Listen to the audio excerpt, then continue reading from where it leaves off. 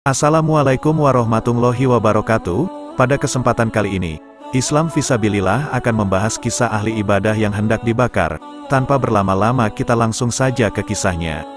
Dikisahkan, pada zaman Rasulullah Shallallahu Alaihi Wasallam ada seorang pemuda beribadah tanpa kenal lelah, tekun melaksanakan sholat, sering berpuasa dan gemar bersedekah. Namanya adalah Alqomah. Beliau hidup sebatang kara dengan ibundanya. Di masa itu beliau dikenal sebagai pemuda yang sangat menyayangi ibunya. Ayah beliau sudah lama meninggal, keluarganya tidak kaya, dan hidup hanya berkecukupan. Namun masa demi masa berlalu, kehidupan Alqomah berubah setelah ia menikah. Karena sibuk dengan urusan rumah tangganya, sekarang ia kurang memperhatikan ibunda yang sudah tua itu.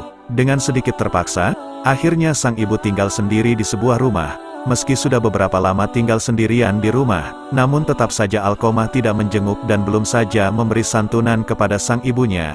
Hal tersebut tentu saja membuat ibunya kecewa. Beliau merasa berkecil hati terhadap sikap anaknya yang kurang memperhatikan dirinya itu.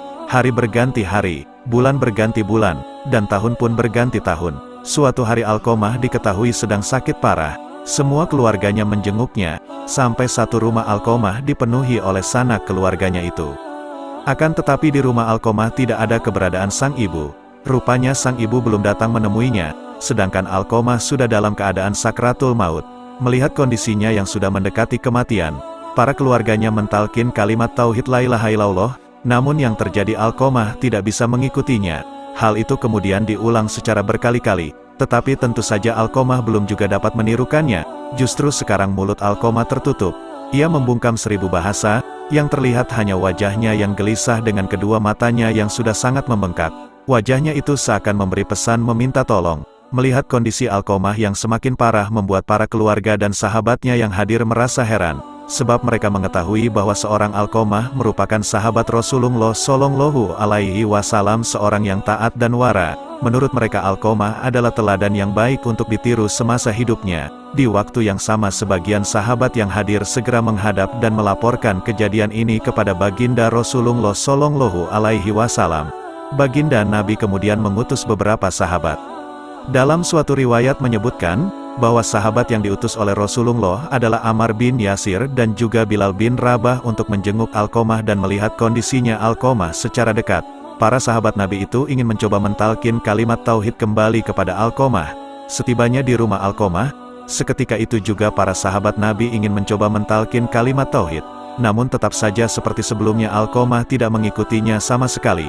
Bahkan sekarang Alqomah terlihat semakin gelisah dan sangat menakutkan, sehingga para sahabat memutuskan untuk menjemput Rasulullah Shallallahu Alaihi Wasallam. Baginda Rasulullah kemudian hadir di depan Alqomah, yakni sahabat Rasulullah Shallallahu Alaihi Wasallam yang setia itu. Dengan hati yang cemas dan penuh kasih sayang, Rasulullah Shallallahu Alaihi Wasallam mentalkin kalimat tauhid. Tetapi sayang 1000 sayang, Alqomah radhiyallahu anhu justru menggelengkan kepalanya.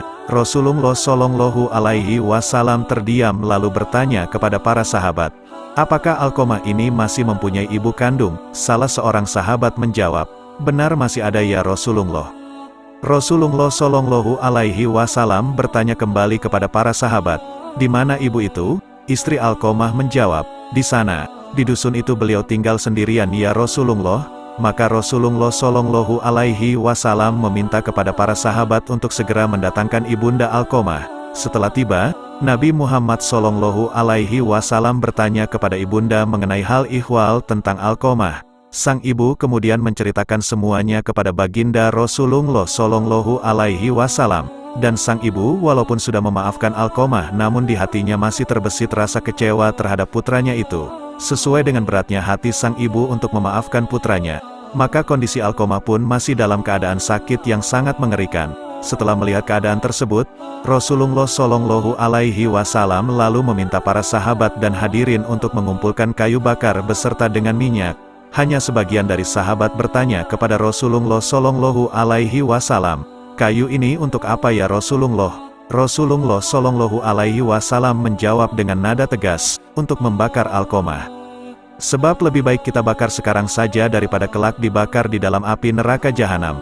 Mendengar keputusan Rasulullah Shallallahu Alaihi Wasallam, sang ibu Alqomah merasa tidak tega bila anak kandungnya itu sampai dibakar di depan matanya sendiri. Sang ibu kemudian berkata kepada Rasulullah Shallallahu Alaihi Wasallam, "Wahai junjungan alam, janganlah dibakar anakku ini. Biarlah ku maafkan segala kesalahannya itu dan aku relakan segala pengorbananku untuknya." Lalu ibu agama berkata, "Wahai Rasulullah, Allah sebagai saksi, juga para malaikat dan semua kaum muslimin yang hadir saat ini, bahwa saya telah ridho kepada anakku yakni Alqamah." Rasulullah pun berkata kepada Bilal, "Wahai Bilal, jenguklah Alqamah, dan lihatlah, apakah dia sudah bisa mengucapkan syahadat atau belum." Mungkin ibu Alqamah mengucapkan sesuatu yang bukan berasal dari dalam hatinya lantaran malu kepadaku. Bilal pun berangkat. Ternyata beliau mendengar Alqamah dari dalam rumah mengucapkan la ilaha illallah, asyhadu alla ilaha illallah wa asyhadu anna Muhammadar Rasulullah. Bilal pun masuk dan berkata, "Wahai sekalian manusia, sesungguhnya kemarahan ibu Alqamah telah menghalangi lisannya, sehingga tidak bisa mengucapkan syahadat, dan ridho setelah menjadikannya mampu mengucapkan syahadat, dengan muka yang jernih dan mata yang sayu memandang dengan bibir yang tersenyum tersungging.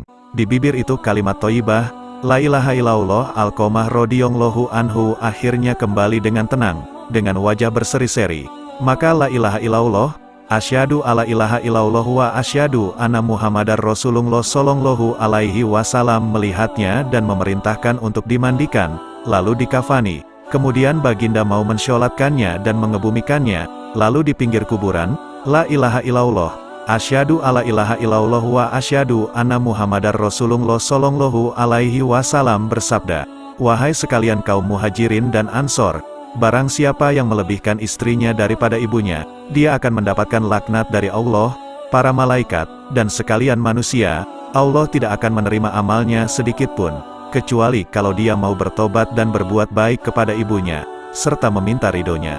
Karena ridho Allah tergantung pada ridhonya, dan kemurahan Allah tergantung pada kemurahannya. Wallahu a'lam bishawab." Alhamdulillah saudara seiman, semoga kisah ini dapat menambah ilmu dan menambah ketakwaan kita kepada Allah Subhanahu wa Ta'ala. Assalamualaikum warahmatullahi wabarakatuh.